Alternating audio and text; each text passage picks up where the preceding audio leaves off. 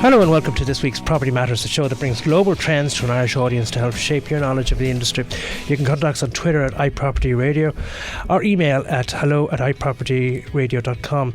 As mentioned last week, your hosts today are Tallon and myself, Bryan Fox. We have a special guest host, Garry Connolly, who is founder and president of Host in Ireland. Thank you, Bryan. I'm delighted to be here with you in studio today, but before we get going, maybe you can tell us about the property news in the past week. Yeah, indeed. Properties for rent each record low as prices hit a new high.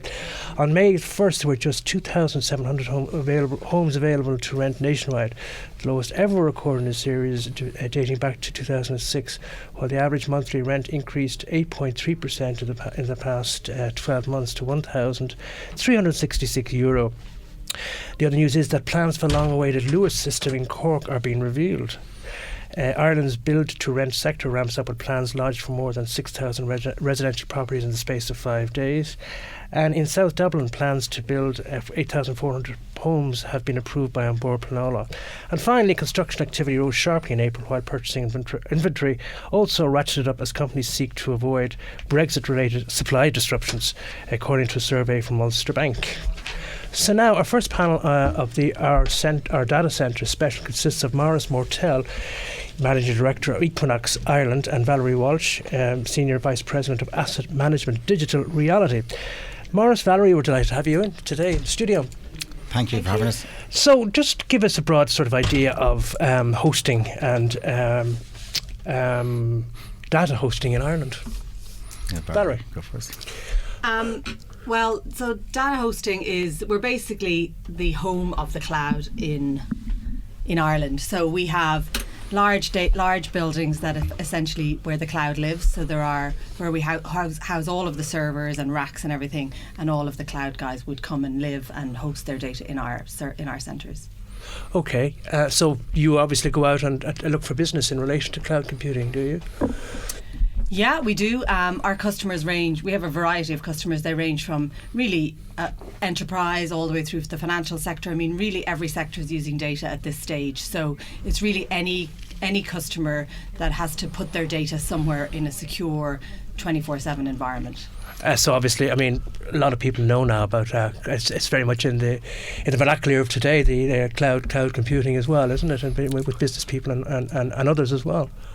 Yeah, well, I think a lot of things are becoming a service type arrangement. So, a cloud is another way of saying you want to buy something as a service. So you want flexibility. You want to be able to use a product, more of it sometimes, less of it sometimes. And so the flexibility of being able to have it in a shared service is the benefit of the cloud. So it's much more cost effective for So I guess when we look at Ireland and the relationship we've had with data for so long, bringing in Maurice, the cloud has sort of emerged as the thing to know, but our relationship with data goes back nearly 5-6 decades. I'm not saying you're that long and you haven't been involved in it that long, but you've been involved in it a while. So I have, yeah. Give some context. The industry, I suppose, has been going over 20 years. I personally worked for a company called Data Electronics, which is an Irish data centre provider. Started off in the mid-90s. Was acquired by Telecity in 2011, and then Equinix bought Telecity in 2016. So the industry has been out there.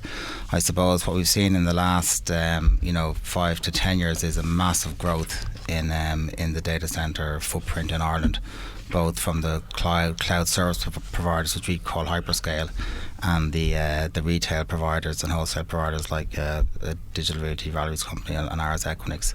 And a lot of that's been driven by the volume of data. The volume in data is quadrupling nearly every year at the moment, and globally, that data has to be housed somewhere.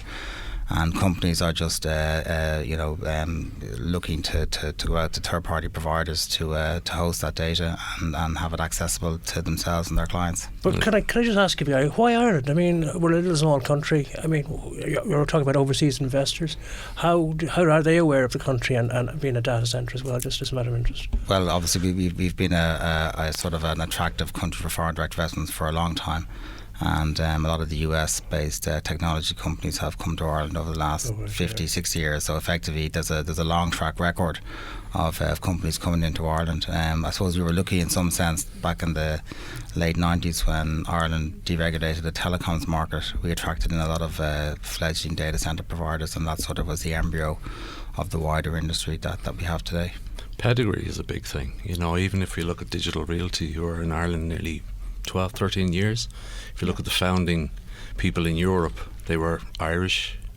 They were. Well, if you look at sort of the heritage of it, Xerox and Informix, who were in Ireland, and then suddenly those senior executives move into the data center space. So it's all part of an evolution of how data is created. Yeah, I mean, the tech sector is a big sector in Ireland. I think it's taken very seriously. And, we're lucky to have a lot of these large companies that, they don't just house data centres here, but they have big businesses here. So, like lots of teenagers coming up through the ranks now have an opportunity to work in all of these Silicon Valley companies in Dublin. So, I mean, that's fantastic. But then on the data side of it, the sector has become so strong that we have the subsea cabling, which is a direct connect back to the US, so that's really helpful. But it's actually very strong all over Europe because data is exploding everywhere. I mean, we're not just seeing demand in Ireland; we're seeing demand in all of the key markets. So, I mean, you have the same situation with some of the markets you're in, Maurice. Yeah, so I do some work down in emerging markets in Eastern Europe, so Bulgaria, Poland and Turkey. And we're seeing the same there. I mean, even though each market is at a different stage of its evolution, once you effectively connect these countries or continents with the subsea cables and the flow of data comes in, it's almost a self-fulfilling prophecy. The data centers will come in, they'll build, people will connect into them. These large interconnection platforms for businesses, ecosystems, enterprise customers, partners are connecting with each other inside the data centers to access the data quickly. Let me put it to you like this. Just talk me through the process. You find out, or the industry finds out, that Amazon wants a data center somewhere. What happens? Well, it's better to turn the question around. There's a global desire to fulfill the Industrial Revolution 4.0 with data. That's where the starting position is. What type of data it might be, whether it's Amazon, Google, Microsoft, is secondary to delivering the best performance for that particular application, which then decides the geographic location. Oh, okay. Because it's important for listeners to realise that Ireland was always exporting software. We were the largest exporter of software in the 80s. It's just we put them on floppy disks. But we don't use floppy disks anymore. Now we use cloud, or we use fibre. So ultimately, it doesn't start usually as simple as Amazon or Google. It's an application driven, and that will dictate a lot of the time the geographic options. And it's probably important just to point out the difference between the big cloud service providers who are building their own infrastructure in Ireland, and then there's I call it the retail offering, where there are multiple enterprise customers and other cloud service providers that don't build their own infrastructure that we're giving customers the opportunity to connect into. And those big cloud service providers also connect into our data centers with edge nodes, we call them, where they're connecting pieces of communications infrastructure in our facilities so our customers can get access to that. So I mean, as you said, what's driving the growth is the explosion in data, but I think what we're going to see coming down the line is, we've only scratched the surface of cloud adoption and digital transformation, certainly in the enterprise market. So we're expecting that. Only scratching the surface. Yeah, I think we're looking at a 20% adoption at the moment. That's in Ireland or globally? The whole really? There's about 4% of the data today in the world that will be in the world in 2025. 4% is there right now. Right. Think about your own iPhone. Yeah. A couple of years ago it was 4 gig, and now it's 256 gig. Even that. So obviously growth the more capacity, the more. But to the point that Valerie was saying earlier about different adoptions, different reasons for somebody to host data in Ireland, and it moves into trust. Trust in the location that you host your data is now nearly at a national level. It's a bigger issue than, it used to be the case where you got data and it was internal. Now it's your till. If it runs out, It doesn't work, you stop running the till. So there's a lot of trust in a geographic location, and that builds a cluster, and that feeds into the different types of providers. I think the use of data is important as well, because a lot of people are now it's not just having data on your phone, it's using data. So people are collecting data and then they're analysing it and they're spitting things out that give a data value. So if you own say a train or something, and that train is going from A to B, that on that journey the value of the stops and who's getting on and who's getting off, and you can suddenly understand what demographic is in that area, what people want to do, and then all of a sudden you can say, this is a fabulous place for a coffee shop, we should have a coffee shop here. Okay. So that's a kind of a very basic example, but it just, it's the use of data and the value of it so now companies, if you have your own company, you're thinking, right, I know, this is what I know about my customers, what am I going to do with all this information? Okay. Because it's so much easier to collect data now, and people are okay with you collecting data as long as it's within their rights, they've signed the GDPR thing. But once they allow you to do that, then collecting that data, it can be helpful for your business. It can also be helpful for the consumer, because if you're looking for something and suddenly it pops up on your account, or anything. This might resonate with me, because I'm do a lot of political reporting, and obviously the political parties do a lot of collection of data as well. Mm-hmm. So I suppose that's the same idea. Yeah, in terms of who's voting, what the demographics are, all the rest of it, as they go around from estate to estate gathering information. Yeah.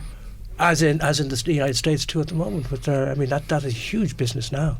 Yeah, I mean, the analysis of data is driving people's business decisions. Right. It's really interesting the way this discussion has gone. It's a bit like the last time when, data defines what type, scale, size, location of centre. The centres are necessary, but the real magic formula and the real dividend to Ireland is in the data, as distinct to the centres. Yes. And it's a good link in, not everybody is aligned with that message. Right. There's quite a lot of people we constantly have to educate about what actually a data centre is. So, that's why you see a lot of people talking about, it uses too much of this and it uses too much of that, when in actual fact they're factories. Yeah. They generate and create and retain jobs, opportunities that may not be necessarily on top of the centre. Yeah. They could be down in Silicon Docks. And that's the key message, is that the data acts as an aggregator of opportunity. Right. And that's the key message, that if you talk to Equinix, they don't even talk about being a data centre company anymore. They're an interconnect company. You talk to Digital Realty, they don't talk about being a data centre company anymore. They're a deliverer of platforms globally for companies that need it. I think there's so much globalisation at the moment around businesses and markets, and 24/7 availability of services. Services being accessed, by the general public and businesses, that the proliferation of the bills is being built on the back of just the world that we live in now. I mean, Ireland is now a location in Europe, and Ireland is a location in the globe. It's not that it's Ireland the way we saw it as an island. Right. It's a location now. No.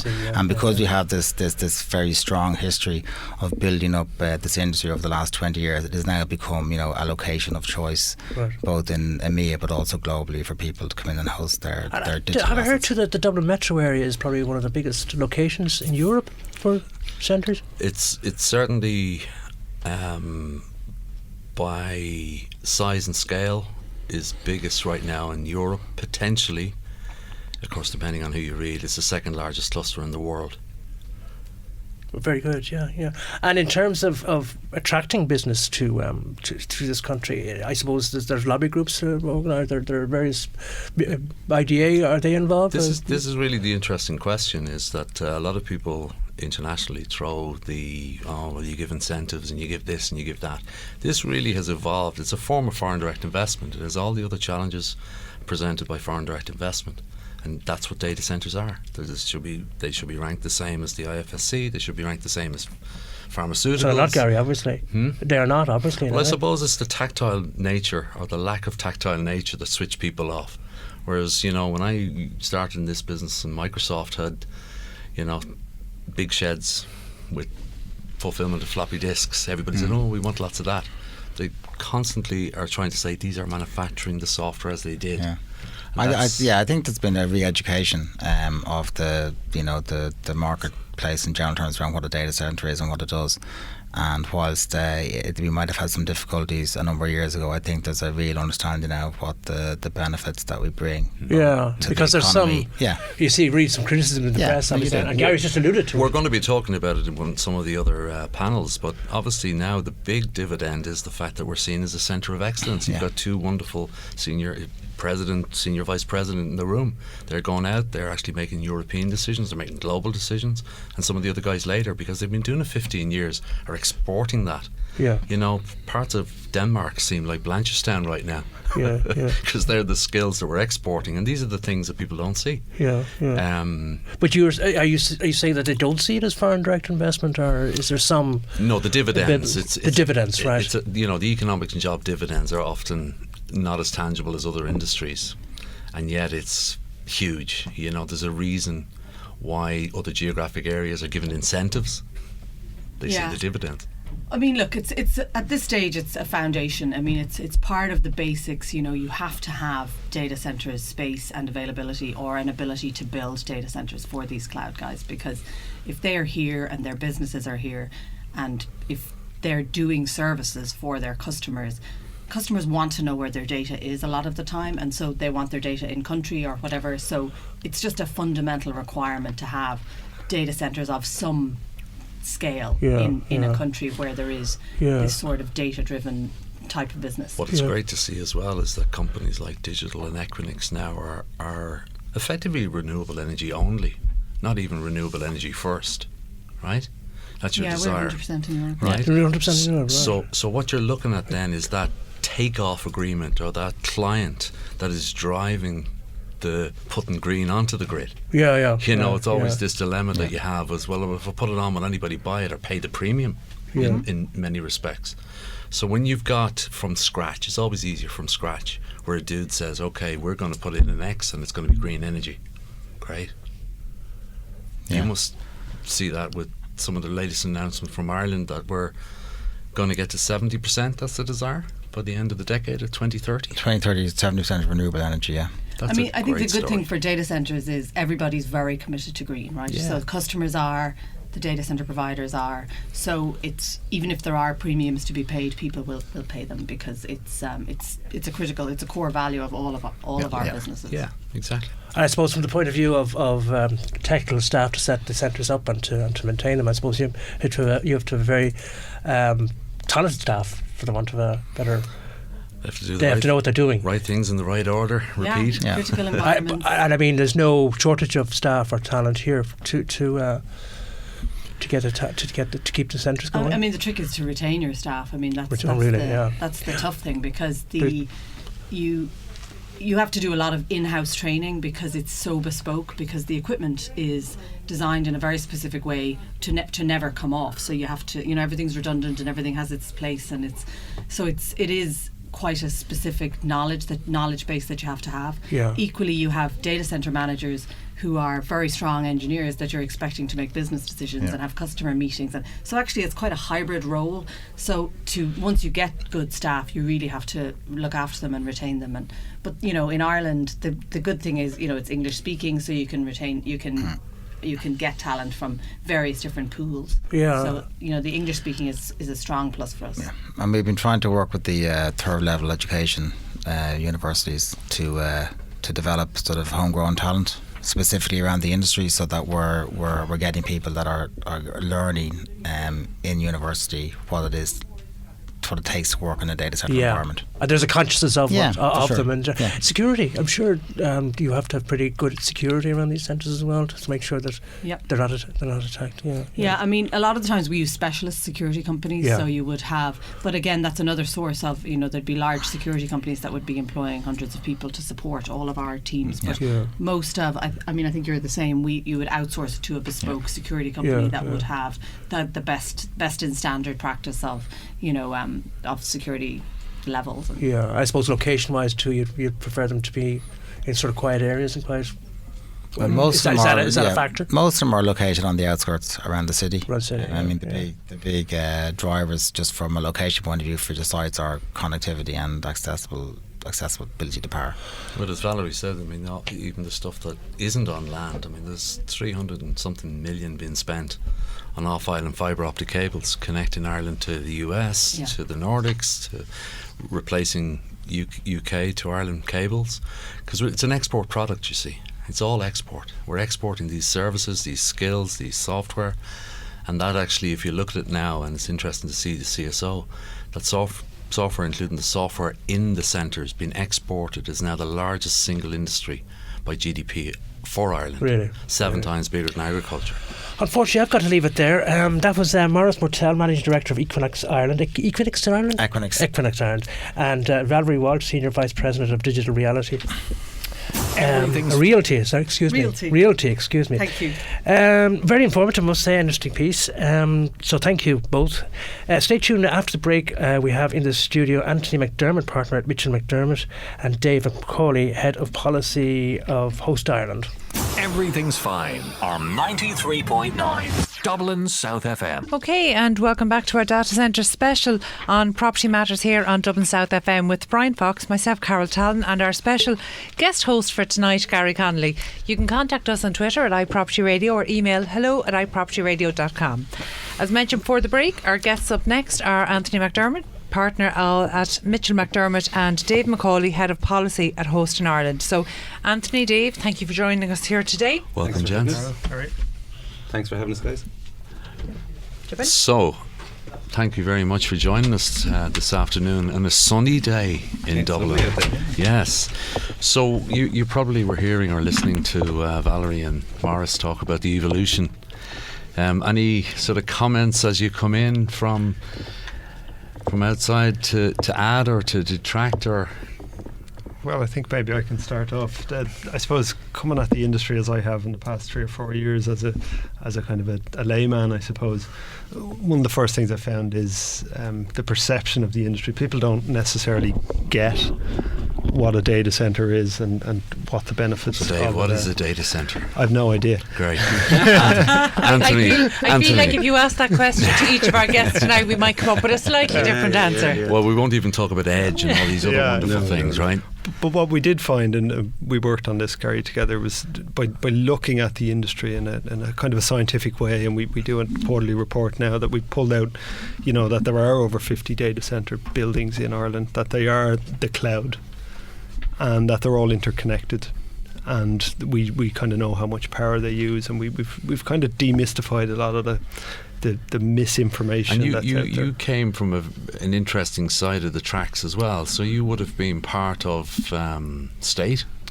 Yeah, so I suppose my background as an engineer, really, I got involved with sustainable energy. So it's kind of a space that when we look at data centres, the perception was that they're big energy users. So for me, it was really... And that was a great help to us as we were trying to demystify.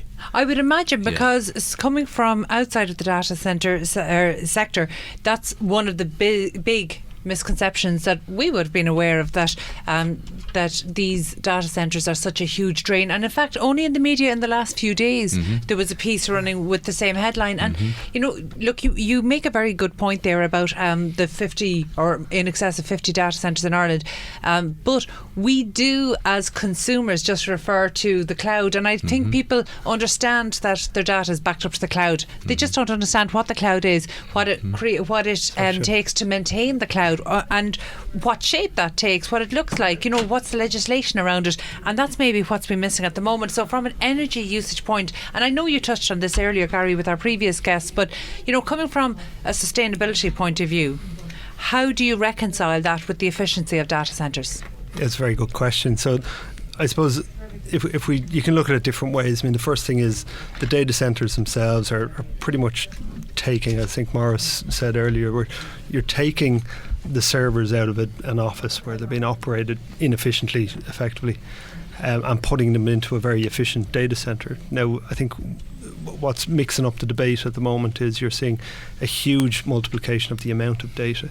And even the International Energy Agency have looked at it, and they've identified the benefits of digitalisation to say all these positive aspects that we're going to get from actually the cloud and using data. but the amount of energy use has increased only by about 5 or 6%. If you look at all servers in the world, the actual total power use has only increased a tiny bit, and with data going to triple maybe in the next few years, you're seeing an increase of only 3% in the electricity use of servers. So rather than using things like the cloud, which has its own, I think we should use the word smart. So everything has smart in front of it. Well, for the listeners and for ourselves, for anything that has smart in front has a data center behind. That's a good rule of thumb. Okay. That's a good way to understand it. So when you talk about smart thermostats to reduce the energy consumption in your house and the heat in your house, what's that doing there? It's reducing your energy usage. There. Behind it is a data center. Yeah. So ultimately, as Dave rightly said, and Anthony is well aware of this also, is the International Energy Association, who is a pretty decent group of scientists and politicians and policymakers. They've done which is the right way to do it. They've looked at, okay, here's the gross use of energy. Now, what is this data doing to reduce energy being used in other areas, and come up with a figure? Yeah. Whereas, and Anthony will jump in a second, but it's often mentioned that the aviation industry and the data industry use equivalent amounts of, well, whatever emitters are. You might just repeat that? It's often mentioned that percentages that the aviation industry emit, carbon-wise, I guess, is equal to the data center industry. However, when you consider that the data that's being used in the centre is also autonomous cars, autonomous vehicles, smart grids, as I say, anything that has smart in front of it has a data centre behind it, and unless you offset one against the other, you're not actually having a fair debate. Yeah, and it's interesting because actually only there about 2 weeks ago in studio here on Property Matters, we actually had a Smart City special, and we talked about the interconnectedness of everything and the importance of IoT systems actually in the running of our city, from everything from sensors on bicycles feeding real-time data into the city, right down to energy consumption and energy use. And in fact, so it's something we have a huge interest in. But what we can see is that there's so many different components to this, and to bring them together, data centres are the back end of all of the smart city solutions that we're promoting. And look, of course, on Property Matters, our focus is pretty much always on the property and construction side of it. So from that point of view, we're delighted to have Anthony McDermott from Mitchell McDermott here. There. And regular listeners might recall that we actually had your business partner Paul Mitchell in recently. So look, you might just talk to us about the construction side of these data centres. Yeah, I suppose to answer the initial question from Garry as well, in terms of what's my view and what I've heard and what do I think about the industry. It's a fantastic news story from a construction perspective. As a construction consultancy, we do quantity surveying and project management. The amount of work we're seeing in the sector is phenomenal. We're up to 600 megawatts, as Dave said, in terms of what's operational in Ireland at the moment. And I suppose to put that into context in terms of construction value, the measure of construction value with data centres is its price per megawatt. And whereas, say, if you were looking at an office block or retail, it's cost per square foot to build, but in data centres it's cost per megawatt in terms of the energy. And per megawatt it can be between 6.5 million to up to 8 million per megawatt. And if you look at that in terms of the investment in construction and the jobs that creates in Ireland, it's phenomenal. And so what's the pipeline of work? Because, you know, something we're looking at in the construction industry at the moment, and by the way, look, I don't want to take us off course, but you know, we've been charting a slowdown in certain sectors of the construction industry. And in fact, I spoke to one chap in the west of Ireland, and he said to me, you know, I think the construction sector is in recession, we just don't know it.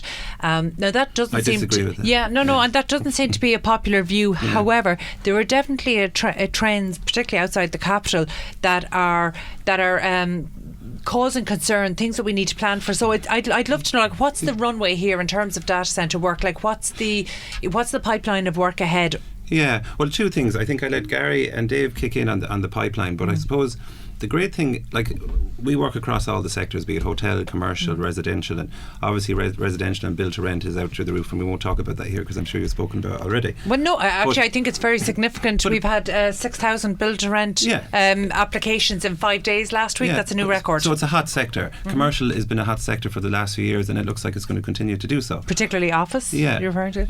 But I suppose another, positive about the data centres is it's one of these recession-proof sectors. Yes. So when we went through the 2008, 2000 and up to 11, 12, there was no residential, there was no commercial, there was no offices, and we were all looking for what type of work was out there, and it was basically pharmaceutical and data centres.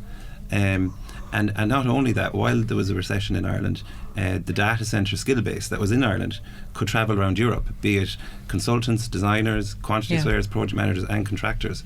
So in that sense, it's a very good sector to have, and it's a sector that the Irish as an industry have a great skill base in. Yeah, and actually that's something I completely agree, because that's something we've covered here before in the context of the global labour crisis that's affecting the construction industry right now. Again, it's not an Irish problem, it's absolutely a global problem. But I think one of the changes we saw during the last recession, we went from being a country that talent emigrated to being a country where expertise in construction was exported. Now that was a huge transition for the sector, and a lot of that was around the data centre, so that expertise. But where does that leave us now? Now that we are in the midst of a labour crisis, I mean, are we getting the skilled people we need in to be able to deliver capacity? It's important to put it in context that there's never been probably an industry, bar the oil and gas industry, that has grown so quickly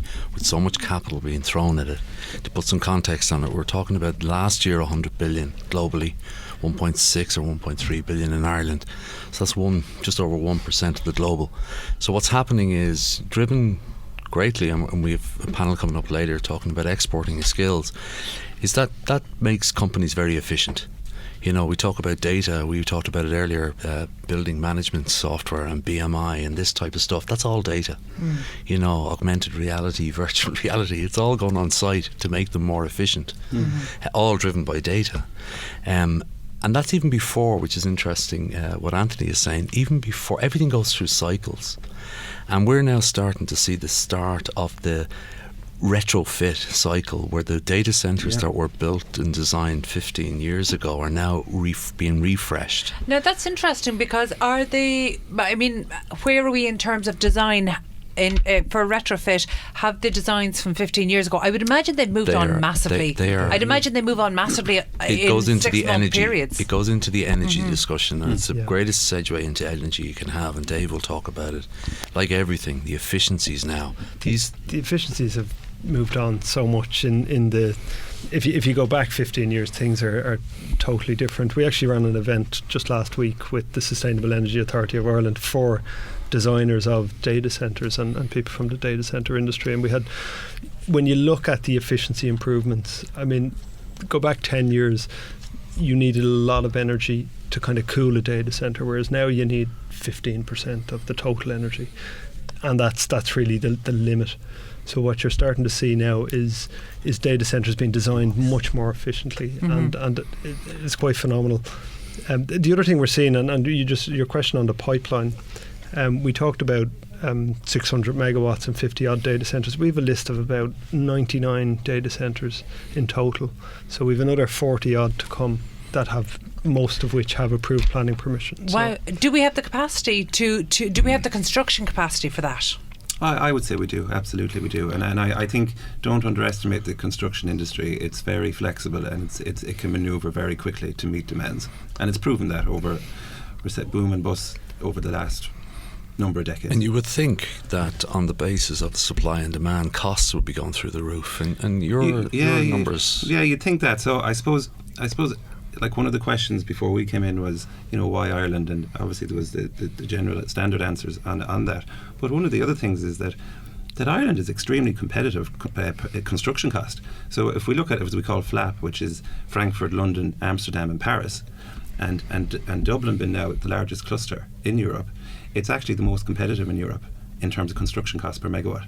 which again, if you're how is that possible for an island nation that's importing? It's I would say it's efficient construction methodology. It's smart building. Are the construction margins then sustainable? I would say in terms of in Ireland, absolutely. Yeah, like there's no one going in taking on, for example, a 20 megawatt data centre, which would be the norm now for, say, the colos and even the hyperscales, which would be up in 140, 150 million. There's no one taking that going in there to make a loss. So yes, I would say it is sustainable. And there's a lot of trust. There's trust. Yeah. I mean, we talk about English a lot, and we talk. I think we've lasted nearly up to 35 minutes into the show without mentioning Brexit. But I mean, don't break our streak now. So I just did. So ultimately, you're dealing with sort of the data, which is the oxygen of companies' balance sheets. So they're looking for trust on so many levels. And as Anthony rightly says, everybody, and I'm sure you'd agree, everybody speaks a language until there's a problem. Yeah. So therefore there's a great level of understanding. Do you understand my question? And we're coming out talking about exporting those skills as well. But as Dave and Anthony have rightly identified, to be able to, in the previous panel, have two people who are globally now recognised as senior vice presidents and stuff, and two guys like Anthony and Dave, who probably collectively have 10, 20 years involved in construction and data centres. You don't get that depth of pedigree in very many places, because it's evolving. We're evolving, we're not emerging. Yeah. And that's the key to a lot of what the guys are delivering. Yeah, look, there's so much there, food for thought. But for today, I have to say thank you. That was Anthony McDermott, partner at Mitchell McDermott, and Dave McCauley, head of policy at Host in Ireland. Thank you both for coming in today. Stay tuned with us after the break, as we have Paul Carthy, Director of Business Development at Mercury Engineering, and Paul Coroner, Director at Ethos Engineering. John even. Your community radio for South Dublin. This is Dublin South FM. Okay, and welcome back to Property Matters here on Dublin South FM with Brian Fox, myself, Carol Tallon, and special guest host for today, Garry Connolly. You can contact us on Twitter at iPropertyRadio or email hello@iPropertyRadio.com. As mentioned before the break, for our final panel on Data Centre Special, we have Paul Carthy, Head of Business Development at Mercury Engineering, and of course John Coroner, Director at Ethos Engineering. So thank you so much, gentlemen, for joining us. John, I'm going to start with you, and obviously you've been listening into the panels before that.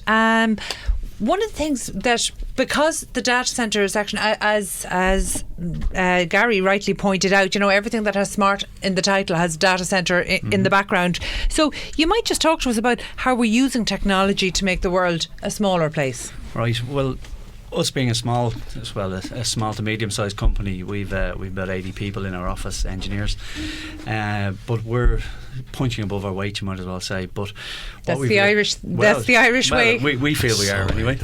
So what we've learned over the last few years with a couple of the clients that we're dealing with is that we're using Skype and technology such as this, so we don't have to have face-to-face meetings. They are virtually face-to-face.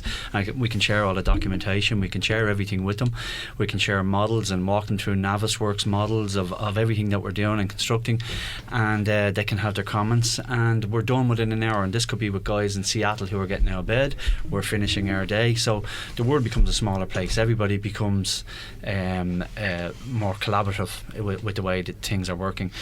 We find when we have to go to a site in Amsterdam or Paris, we're on the red-eye flight and we're back late that evening, and there's probably not as much work done during the day as well, because you're really getting 4 good hours and everybody's burned out by the end of it. So we try to encourage clients, we try to encourage our project management partners to use Skype, to utilise Skype, and anybody who jumps on board it really is, they're finding the benefits of it. Give some context on that. That's Microsoft. Yeah. So when you think about Skype, you're thinking about Microsoft, and that's often, and it's a great way to link in, is that a lot of the brands that everybody uses, like Spotify, like Airbnb, like GPS, guess what? They are in Amazon, Google, Microsoft or Facebook. For what we're building. it's what you're building, and that's what the guys like in Mercury have been doing. Not today and yesterday. I mean, Paul, you've been involved in mission critical, and that's the interesting thing. We laugh all the time. It's as if mission critical and cloud and data centers has just been invented, when in actual fact it's been around a long time. And what's changed? Is it that there's more of an understanding about it? Is it more that people, I mean, as consumers, are we demanding information about this? Absolutely. The growth of cloud is exponential, and it's growing year on year. And all of the projections that you will see from all of the major operators is a big growth curve. It's a 45-degree curve up until 2025. So there are more and more data centers being built, and more, the bigger they are as well, they just get bigger and bigger. So it's creating more opportunities for companies like ourselves in Ireland to export our talents. But it's also important to make it tangible, like John and Paul have done, in terms of the very first iPhone came out just over 10 years ago, and it was 4 gigabytes size. The average now is 256 with 20 times more power. So our expectation on what tech has changed. You know, and it's interesting because obviously I would even fall into that category where I just expect it to be there, and I still seem to hit my limits and wonder, you know, we still have to look at storage solutions, and you're right, the expectations have changed and we have become more demanding. But you know, one of the fascinating areas for me around this is, you know, I mentioned before the break how we went from an industry that was emigrating to exporting expertise, and that's huge. I mean, to me, that's the most phenomenal shift in and the that's very real in this industry for Irish companies. So, but why Irish? You know, why an Irish consultant? You know, what are Irish contractors doing differently? Ireland, I think, benefited more than any other country in Europe from foreign direct investment in the late 1980s and the 1990s. And we did what we always do as Irish. We learned quite a lot from these people very, very quickly. And when they grew from Ireland into Europe, we went with them.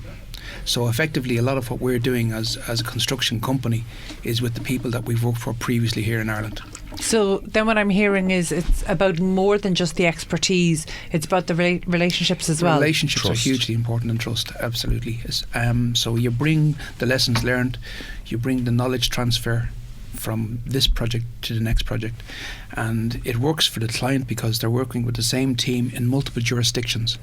And once we do our own due diligence on all of the different markets we're going into, we qualify the local supply chains, we get it all set up, make sure we're compliant with all the local legislations.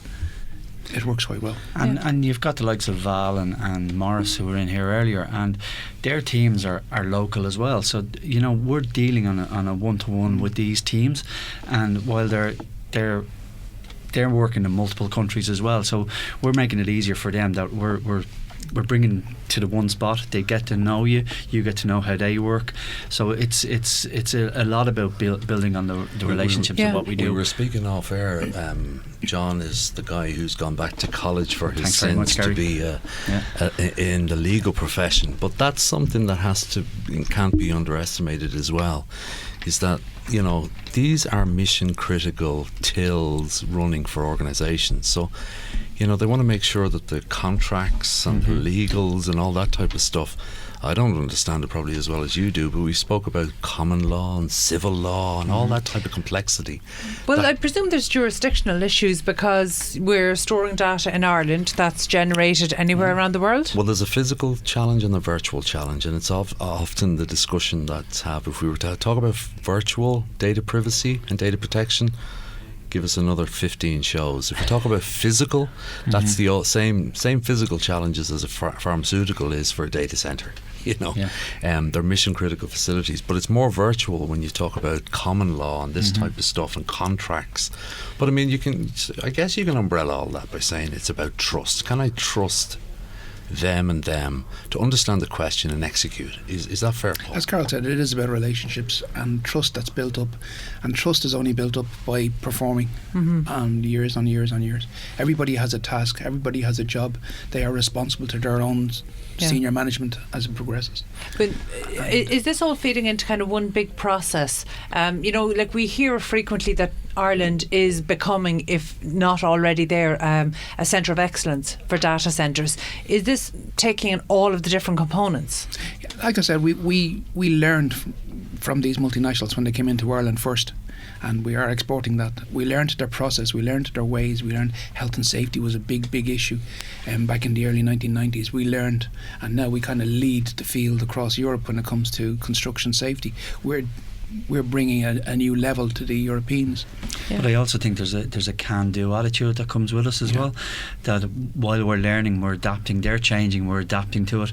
What we hear back about people who do our role in different countries is that they're very reluctant to take change. And if there's a change that comes along, it will take time to implement it. We take it on board. We roll with it.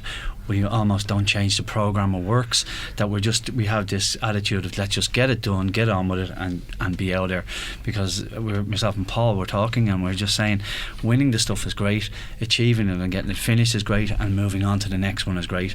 And it's this network, if you're not performing and you're not achieving and you're not delivering, your name will be around as much as it would be for delivering. So you're only as good as your last job, so we all got to stay on top of it, But I'd also like to refer back and disagree with one of our earlier panellists. We're not punching above our weight. This has been earned. Everything that we are now doing is in that the international Irish modesty kicking in? Because I think that we often say we're punching above our weight, but when we know it's hugely disingenuous. It's hugely disingenuous of 50 years of making mistakes and calling it experience. These guys that we have in the room and previously have worked hard to earn trust. They've worked hard every day to deliver projects whatever on time. So when you talk about people who say you're punching above your weight, there's sort of a lucky punch type involved in it. This is earned. Is this the epitome of the more I practice, the more I practice, the luckier I get? But that's the type of approach you have to have, because this is not sort of, if you open the office on Monday morning, if it's open at 1, it's okay. This is sort of the till is running. This is data. This affects a lot of stuff. Is there something unique about the data sector in the context of construction? So, what I'm hearing is that it seems to be very much client-led. So, is the client contractor relationship very different in data centres than it might be, say, for office or other it's a lot more technical. You're dealing with a lot more technical people, people who are specialists in their field, who are under pressure as well to keep delivering, because the growth of, as somebody said, it's exponential in these sectors for all the reasons we spoke of. So you're dealing with very specialised people who are under a serious amount of pressure to deliver these halls at a specific time. So the contracting nature as well. If we go back 10-15 years, the old-fashioned way of contracting was, if you want to build an apartment block or a shopping centre, you go to an architect. The architect appoints the consulting engineers. The consulting engineers do a design, and then the project managers come along and they go out to market and they tender it. Then there's a big bid alignment, and then there's an award of tender. That process takes up to a year. What clients are doing now is they go straight to contractor. So we do contractors who have already delivered. So we will build a building, we will do all of the M&E services, we'll commission it and we'll hand it back to them. And we employ the specialist consultants under our wing, which shortens the whole programme and brings the project to market. Is that strengthening the expertise as well? It's really focusing the expertise. Absolutely. There's very, very few contractors across Europe offer the holistic solution that we can offer. But that also comes out about, and we use it all the time in Hosting Ireland, collaboration. I think we're okay with that. I think that we're okay with collaborating even with competitors. On many occasions, Hosting Ireland is all competitors working together. Co-opetition, you call it. Co-opetition. We're actually very good at that. Why? Because I think we want to achieve stuff. We want to repeat it. We're still at that. Is this part of it actually willingness to learn from others, irrespective of whether they fit into the category of potential client, potential competitor? It's the learning. Yeah, but it could be more willingness to work with others. Yes, it is. But it's also, to use another American phrase, continuous improvement. So better, faster, cheaper, and that is the model. Everybody has to compete in a market. We've got to compete against other contractors. John has to compete against other engineering consultants, and our clients themselves are competing in the market against each other. And in fact, digital realty would be competition for Equinix. Of course, but then how do you plan with the growth in data? So therefore, the need and the capacity needs growing exponentially. How do you forward plan for that? Like, how can you plan today to deliver something that is growing exponentially, that's still going to be valid in 5 years' time? They're the challenges of success. Yeah. Well, we it's look aheads, it's planning, and we sit with the clients. But are you forecasting then innovation? Absolutely. We have to sit with our clients to understand their business requirement and a look ahead, and we plan our resources around that. And it works for both of us. And you're starting to see, as we go through the maturity curve, this is not like a lot of people might think, data centers, they weren't around 2 years ago. But as Paul has said, 21 years ago they started, and they refined. But where you've got shortages of X, it brings innovation. So when we look at what David spoke about, why are people retrofitting some of the data centers here at the moment? Because they're inefficient relative to the new ones, right? Or they're not as flexible based on the new ones. They must be grossly inefficient compared to today's standards. But they weren't when they were started. Of course. That could be a year ago. The technology is just moving.